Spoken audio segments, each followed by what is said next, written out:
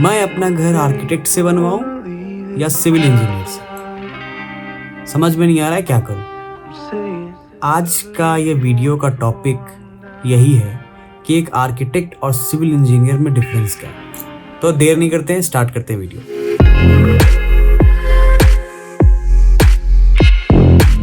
देखिए, आर्किटेक्ट और civil engineer, इनके डिफरेंसेस को अगर समझना है तो पहले हमें ये समझना पड़ेगा कि इनका एजुकेशनल बैकग्राउंड क्या है।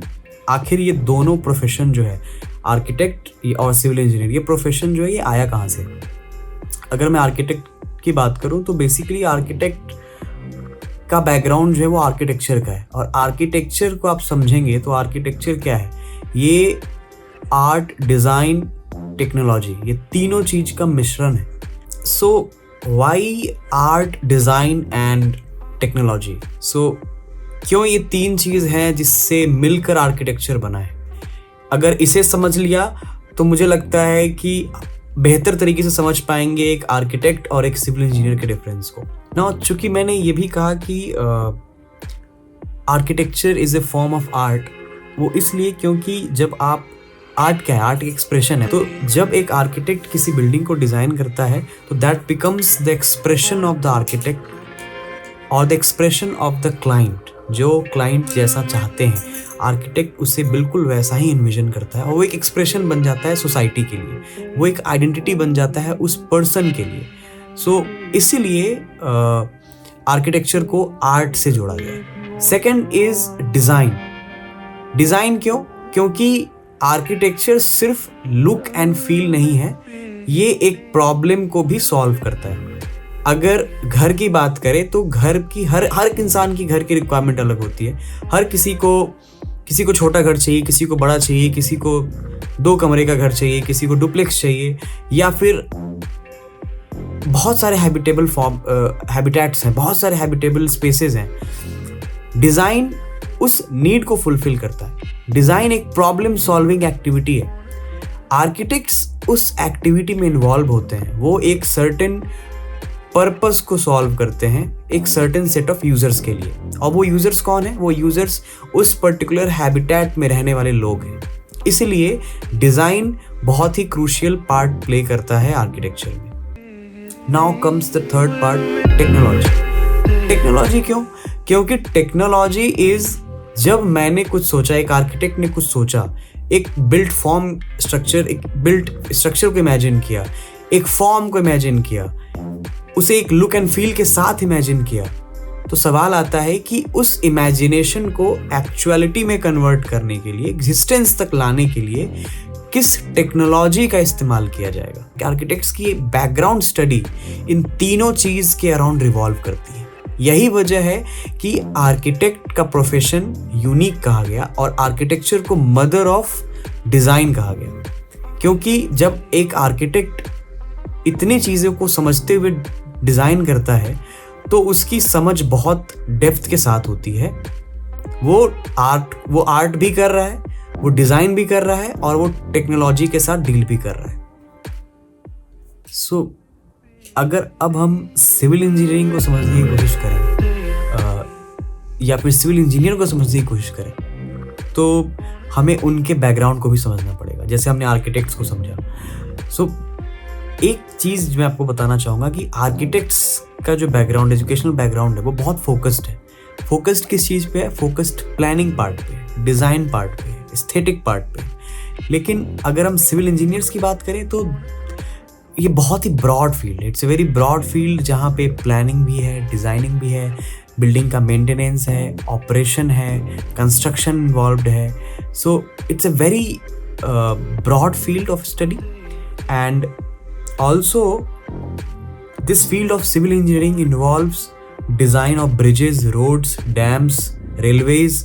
So it's a very vast, and very public centric, मैं बोल सकता हूँ, बहुत ही पब्लिक सेंट्रिक। जितने भी हमारी एमिनिटीज़ हैं, फंक्शनैलिटीज़ हैं, वो उनको केटर करते हैं। इसीलिए चूँकि ये फोकस्ड नहीं है, इसलिए मैं बोल सकता हूँ कि एक बहुत ही बड़ा डिफरेंस आ जाता है आर्किटेक्ट्स के डिज़ाइन सेंस में, एस्थेटिकल सेंस में, और एक सिविल इंजीनियर्स के एस्थेटिकल और डिज़ाइन सेंस में। I think broadly this is the major differences. Civil engineers, they are the experts, and their educational background is such that they are experts in designing the structural stability of the building, the safety of the building. Also, so they are involved in the execution part of the entire built structure, and right from the beginning till the end. So broadly, if we try to understand the similarities between an architect and a civil engineer, say both of these professionals are capable of designing the built form.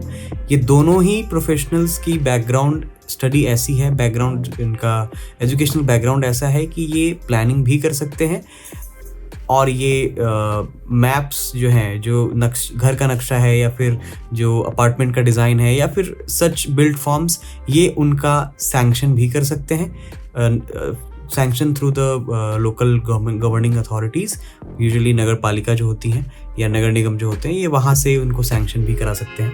सो ये दोनों ही के पास ये powers होती है. Although based on the scale of the project, most of the time civil engineers के under कुछ area restrictions होता है कि वो कुछ एरिया तक ही मैप्स को सैंक्शन कर सकते हैं, and then it goes to architects. उनके पास एक ब्रॉडर एरिया होता है, अथॉरिटी होता है, पावर होता है मैप्स को सैंक्शन करने की.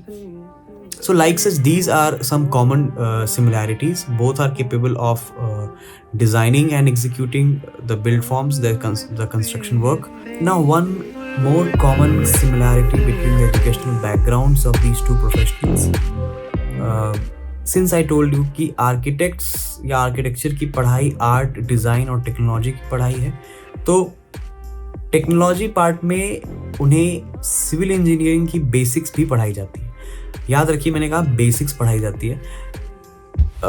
इतनी पढ़ाई जाती है कि आप architects, they are capable of designing building up to certain limit, designing the structures up to certain limit, but beyond that, चूँकि it's these things which they are taught are basic in nature, तो वो अपने आप को expert नहीं कह सकते हैं उस फील्ड में. यही वजह है कि सिविल इंजीनियर्स पिक्चर में आते हैं, क्योंकि civil engineers are totally involved in structures, they are totally involved in the designing part of the structures. And I think यहीं पे एक की डिफरेंस आ जाता है आर्किटेक्ट और सिविल इंजीनियर.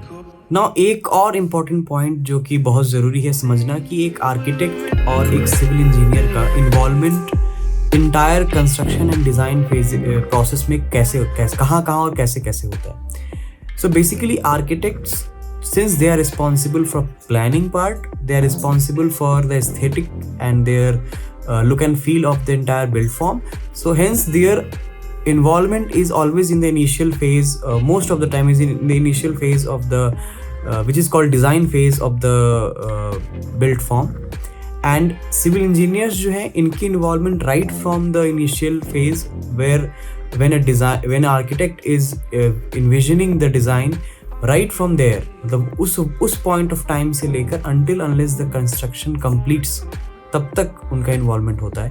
And एक civil engineer is responsible for the safety, the structural stability, and also the execution. वो execution part, वो उनकी responsibility होती है.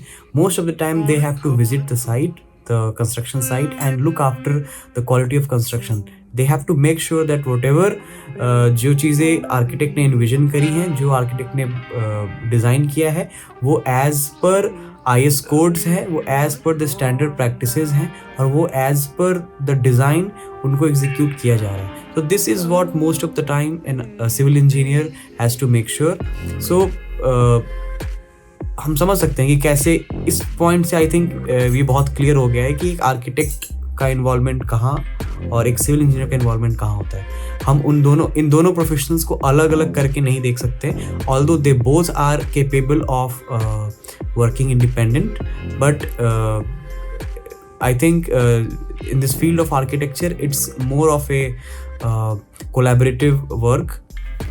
So now, to answer the final query, the first initial question कि किसको approach करें, घर किससे बनवाएं, आर्किटेक्ट से या सिविल इंजीनियर से.